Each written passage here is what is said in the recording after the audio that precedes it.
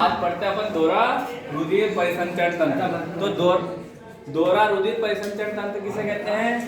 वह परिसंचरण तंत्र जिसमें वही रुधिर हृदय से होकर 2 बार प्रवाहित होता है उसे क्या कहते हैं?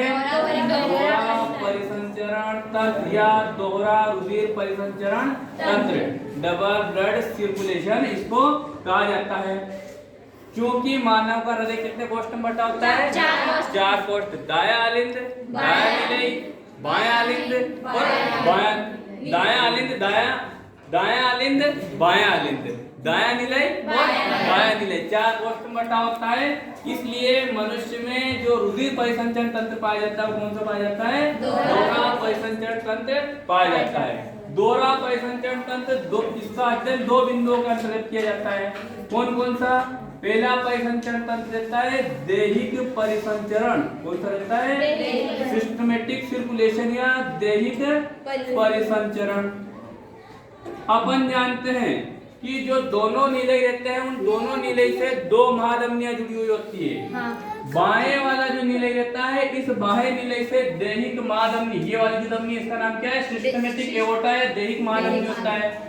दैहिक महाधमनी बाया नीलय से निकलती है और शुद्ध रुधिर को, ये लाल कलर में दर्शाया था अपन ने, शुद्ध O2 युक्त रुधिर है। O2 युक्त रुधिर को बाएं नीलय से ये इधर निकल करके शरीर के ऊपरी भागों में एवं शरीर के निचले भागों में O2 युक्त रुधिर भेजने का कार्य करती है। कौन से रुधिर को? O2 युक्त रुधिर भेजने का कार्य करती है। कौन? दैहिक महाधमनी। दैहिक महाधमनी छोटी छोटी धमनियों में बढ़ जाती है और शरीर के ऊपरी भाग, निचले भाग और शरीर के सभी अंगों में O2 युक्त रुधिर को भेजती है। इस O2 का उपयोग शरीर के ऊतकों की कोशिकाओं द्वारा शोषण के दौरान कर लिया जाता है और क्या बनती है? CO2 बनती है। फिर आपका जो O2 युक्त रुधिर भेजा गया था उसमें बदल गया CO2 युक्त रुधिर बदल गया। इस CO2 युक्त रुधिर को कौन ग्रहण करेगी? अग्र तथा पश्चिम, क्या नाम है इनका?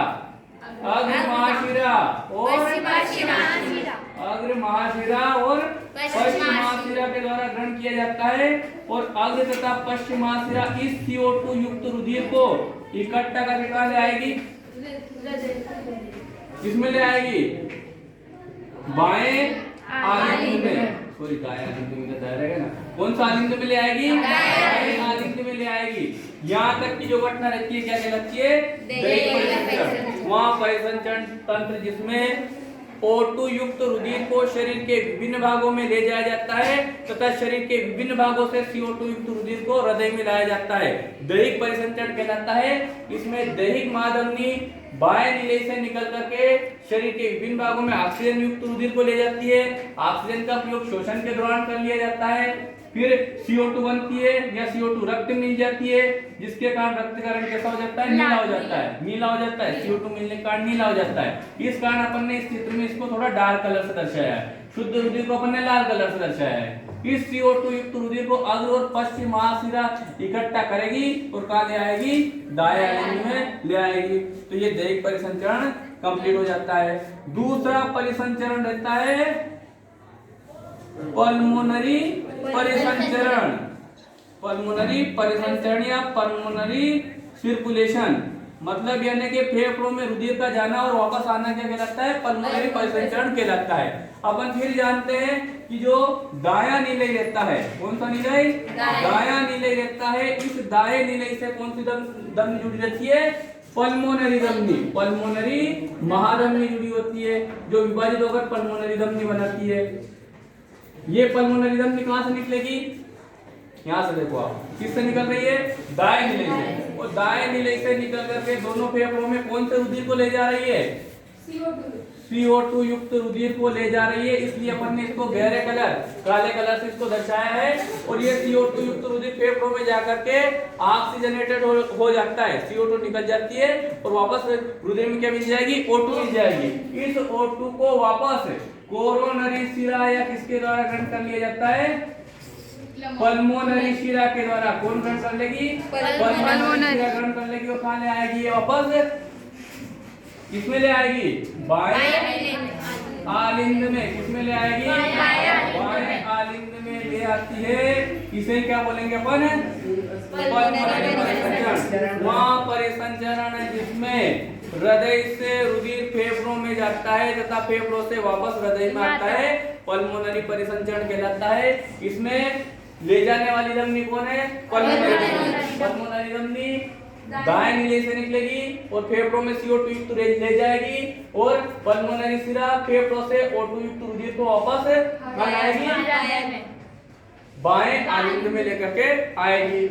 और जो दैहिक परिसंचरण रहता है, दैहिक परिसंचरण में दैहिक महाधमनी ऑक्सीजन युक्त रुधिर को शरीर के विभिन्न भागों में ले जाती है और अग्र तथा पश्चिमाशिरा CO2 युक्त रुधिर को दाएं आलिंग में लाती है।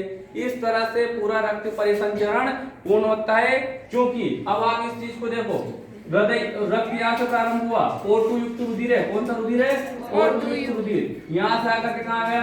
हृदय में। एक बार गुजर गया, एक बार यहाँ से घूम करके ये गया, ये शरीर के विभिन्न भागों में चला गया। यहाँ से घूम करके वापस कहाँ पर आया? हृदय में आया और फिर जाकर कहाँ चला गया? फेफड़ों में। मतलब ये वाला रक्त, ये यहाँ से देखो आप, ये रक्त यहाँ पे आया, फिर ये वाले घूम करके शरीर के विभिन्न भागों में गया, फिर यहाँ आया, फिर इसके पश्चात कहाँ गया? फेफड़ों में। वही रुधिर कितनी बार गुजर हृदय से? दो बार। एक तो फेफड़ों से पहले हृदय में आएगा, फिर शरीर के विभिन्न भागों में जाएगा, फिर शरीर के विभिन्न भागों से वापस कहाँ पर आएगा? हृदय में आएगा, फिर फेफड़ों में जाएगा। क्योंकि वही रुधिर हृदय से 2 बार होकर प्रवाहित हो रहा है, इसलिए इसको क्या बोलते हैं? दोहरा परिसंचरण। दोहरा परिसंचरण तंत्र में कौन कौन से परिसंचरण होते हैं? एक दो दैहिक होता है और एक पल्मोनरी होता है। दैहिक मतलब शरीर के विभिन्न भागों में ऑक्सीजन युक्त रुधिर का जाना तथा CO2 युक्त रुधिर का वापस हृदय में आना क्या कहलाता है? दैहिक परिसंचरण। और पल्मोनरी परिसंचरण में क्या रहेगा? CO2 युक्त रुधिर का फेफड़ों में जाना तथा फेफड़ों से O2 युक्त रुधिर का हृदय में आना क्या कहलाएगा? पल्मोनरी परिसंचरण कहलाता है।